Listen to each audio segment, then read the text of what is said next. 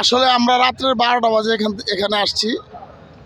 আমি সিদ্ধিরগঞ্জ থানা কৃষক দলের সদস্য সচিব, নারায়ণগঞ্জ মহানগর। আমরা এখানে রাত্রের 12টা বাজে আসছি। আমরা এখানে 10 গাড়ি ভরে লোক নিয়ে আসছি। এই 10 গাড়ি আমরা এখানে স্পট দিয়েছি।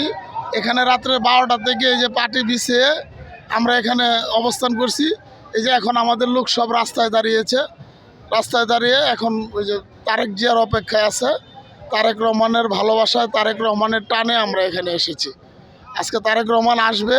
উনি দীর্ঘ 17 বছর দেশের বাইরে ছিলেন। এই ফ্যাসিস্ট হাসিনার অত্যাচারের জন্য উনি দেশের বাইরে ছিলেন। আজকে সে আসতেছেন, এর চেয়ে আমাদের আনন্দের কিছু নেই। এই জন্য আমরা শুধু রাত্রের 12টা না, আমরা যদি এই শীতের মধ্যে আমরা যদি আরও 2-3 দিন আরও যদি আমরা থাকতে হইতো, আমরা শুধু তারেক রহমানের একটি নজর দেখার জন্য আমরা বসে রয়েছি।